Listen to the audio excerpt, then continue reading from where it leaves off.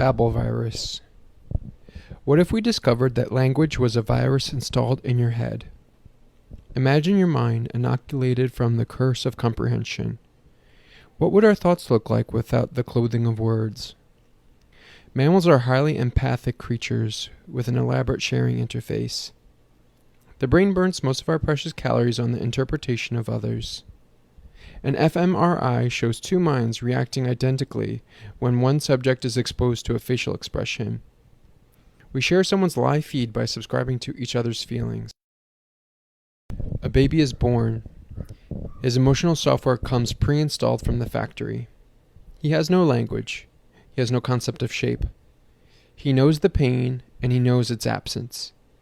Feeding is a built-in function, not a skill learned in first grade. His mind is purely irrational, motivated by instinct and intuition. This irrational state is one of pure connection and vulnerability. Imagine the freedom in a mind with no language. Before words, ideas were blurred fish swimming in the stream of consciousness. They had no associations or edges. With language installed, our words are a million transparent cups jumbling the river. Corporatism needs men with words that are predictable and linear. Man serves this system best as a tiny, reliable motor. But our deeper intuition is a sail harnessing the raw power of emotion. Man can be more of a canvas than an engine. This kind of power can only be experienced outside the harbor. Without a destination, the mind can justify the ridiculous journey.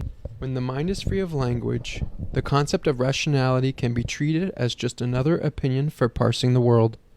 From this free space, we remember that language itself is a figment of the imagination, as is the very concept of objectivity. Imagine this spring a small startup discovers a cure for the Babel virus. New technology is developed that breaks the world's ceiling. The world will not end that day, but the illusion will change as a curtain of language is opened above us. The new technology is applied like a patch behind both ears. It vibrates into the skull and blocks the language center of the brain. It's a white noise filter for comprehension. The wearer can still hear sounds, but the words are no longer connected to their former meaning. Likewise, the words we hear in our head are rendered superfluous. This technology makes emotions clearer. We start to see a temperament emerge from the vibration of the speaker versus the verbiage. By paralyzing our language center, the mind loses its ability to command through linear reason. The brain is rendered speechless. Our eyes can finally tune into the direct vibration of another person's emotional state. A more profound emotive ego takes hold in us as the mind loses its stilts and falls into the frothing tide of the heart. We emerge from the tide, a captain of intuition.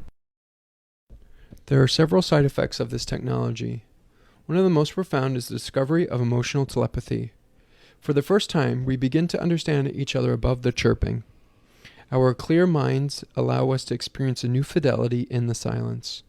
Our entire body becomes the listening device. We discover an inner being to man as a tuning fork for emotion. Conversations turn into sessions of beholding. We are filled by and with the presence of each other. This kind of communion has no fingers to grip an agenda. Unlike the one-lane bridge of speaking and listening, emotional telepathy opens an asynchronous connection. We've had these abilities all along, but our mind was suffering from its babble. The electric language was too loud.